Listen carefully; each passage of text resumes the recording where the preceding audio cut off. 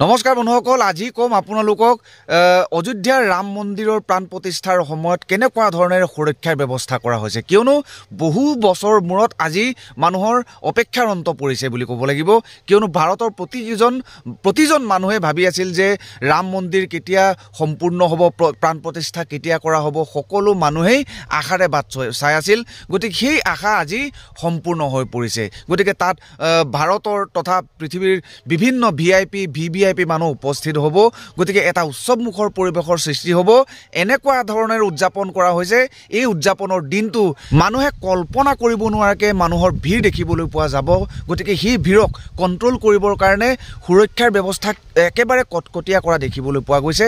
আৰু এই সুৰক্ষা ব্যৱস্থা ভাৰতৰ প্ৰধানমন্ত্ৰী নৰেন্দ্ৰ মোদী ডাঙৰীয়াৰ ওপৰত বেছিভাৱে গুৰুত্ব প্ৰদান কৰা দেখিবলৈ পোৱা গৈছে। প্ৰধানমন্ত্ৰীৰ সুৰক্ষাৰ বাবে 5টাকৈ ষ্টেপত থাকিব সুৰক্ষা বাহিনী, 5টা ষ্টেপত লেয়াৰত থাকিব। তাৰমানে বন্ধুসকল, আপোনালোকে দেখিবলৈ পাইছে এনেকুৱা 5টা লেয়াৰে প্ৰধানমন্ত্ৰীৰ সুৰক্ষাৰ ব্যৱস্থা কৰা হৈছে। 1 নম্বৰ ষ্টেপত দেখিবলৈ পাব হাথিয়াৰ কে সাথ SPG কমাণ্ডো। তাৰপিছত দ্বিতীয়তে আপোনালোকে দেখিবলৈ পাইছে NCG কে সাথ খতৰনাক ব্লেক কোট কমাণ্ডো। তাৰপিছত তৃতীয়তে আছে ATS কি টিম। চতুৰ্থতে আছে অৰ্ধসৈনিক বল। और 5वें स्टेप पर है 5 নম্বৰ ষ্টেপত থাকিব, একেবাৰে অন্তিম ষ্টেপত থাকিব ইউপিৰ বিশাল এটা আৰক্ষীৰ দল।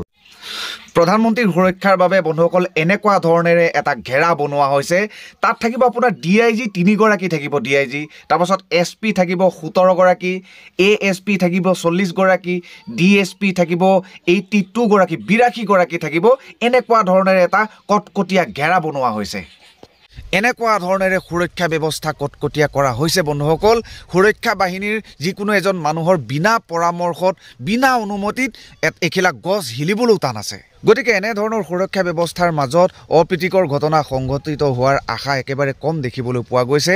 লাখ লাখ মানুহে ভিৰ কৰিব মন্দিৰটো, আৰু মন্দিৰটোক লৈ পেলাই বহুতো বিতৰ্ক আমি শুনিবলৈ পাই আছিলোঁ। গতিকে তাত কোনো ধৰণৰ যাতে অপ্ৰীতিকৰ ঘটনা সংঘটিত নহয়, তাৰ বাবে সুৰক্ষা ব্যৱস্থা একেবাৰে কটকটীয়া বুলি ক'ব পাৰি।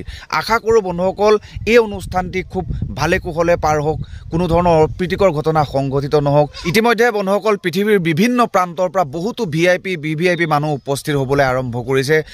হিন্দী চলচ্চিত্ৰ জগতৰ বহুতো জনপ্ৰিয় অভিনেতাও ইতিমধ্যে উপস্থিত হ'বলৈ আৰম্ভ কৰিছে। আৰু কিছু সময়ৰ পিছতে ভাৰতৰ প্ৰধানমন্ত্ৰী নৰেন্দ্ৰ মোদী ডাঙৰীয়াও উপস্থিত হ'বহি। গতিকে আজিৰ দিনটো আমাৰ সকলোৰে বাবে এটা আনন্দৰ দিন, এটা উৎসৱৰ দিন। গতিকে আমি সকলোৱে একত্ৰিতভাৱে ভগৱান শ্ৰীৰামক আদৰি আনিব লাগে, সকলোৱে প্ৰাৰ্থনা কৰিব লাগে যাতে আমাৰ সকলোৰে দিন সুখৰ হয়, মংগলময় হয়। গতিকে আজিৰ দিনটোৰ পৰাই সকলো জাতি ধৰ্মৰ লোকসকলৰ মাজতে মিলা প্ৰীতিৰ ভাৱ সৃষ্টি হোক, এখন সুন্দৰ নিকা, এখন সুন্দৰ সমাজ এখনৰ সৃষ্টি হোক, তাৰে কামনা কৰিছোঁ।